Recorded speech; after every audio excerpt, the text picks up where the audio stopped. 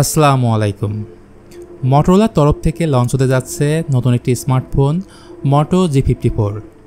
Most probably সেপ্টেম্বরের first উইকে ফোনটি লঞ্চ হবে। আর এই ফোন মাল্টিপল সার্টিফিকেশন অর্থাৎ BIS-এর লিস্ট হয়েছে। শুধু তাই না, লাইভ ইমেজও অলরেডি লিক হয়েছে। সো আজ কথা বলবো মোটো G54 এর ফুল স্পেক্স এবং প্রাইস সম্পর্কে। আশা করি পুরো ভিডিও জুড়ে আমার সাথেই থাকবেন। তো প্রথমেই ডিজাইন এবং বিল্ড কোয়ালিটি নিয়ে বললে ম্যাট ফিনিশের সাথে এই ফোনের ব্যাক প্যানেলে থাকবে পলিকার্বনেট প্লাস্টিক বডি। ভালো বিষয় হচ্ছে IP52 রেটিং থাকবে, ফলে হালকা পাতলা পানি ছিটা লাগলেও ফোনটি সুরক্ষিত থাকবে। এই ফোনে 3টি কালার ভেরিয়েন্ট থাকবে, গ্রিন, গ্রে এবং ব্লু। তো আপনার কাছে কোন কালারটি ভালো লেগেছে জানাবেন কমেন্ট করে। গাইস, ডিসপ্লের প্রসঙ্গে আসলে এখানে থাকবে 6.5 ইঞ্চির FHD+ IPS LCD ডিসপ্লে, যার রেজলিউশন 1080x2400 পিক্সেল এবং এসপেক্ট রেশিও 20:9। 800 নিটসের আশেপাশে এর পিক ব্রাইটনেস থাকবে।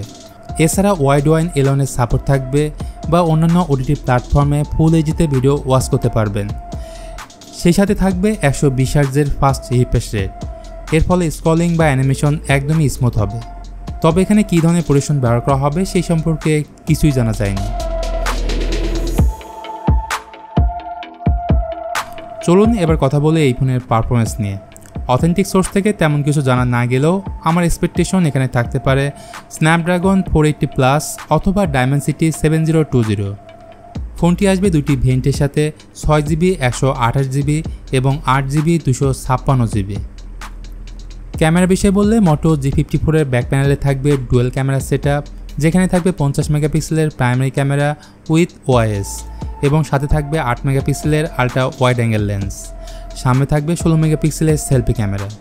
তো ইয়ার ক্যামেরা দিয়ে 1080p 30fps ভিডিও শ্যুট করার অপশন থাকবে এবং ফ্রন্ট ক্যামেরা দিয়ে 1080p 30fps ভিডিও শ্যুট করার অপশন থাকবে। বাদ থাকছে ব্যাটারি। তো ব্যাটারি হিসেবে এখানে থাকবে 5000 mAh ব্যাটারি এবং 20 ওয়াটের fast charger in the box.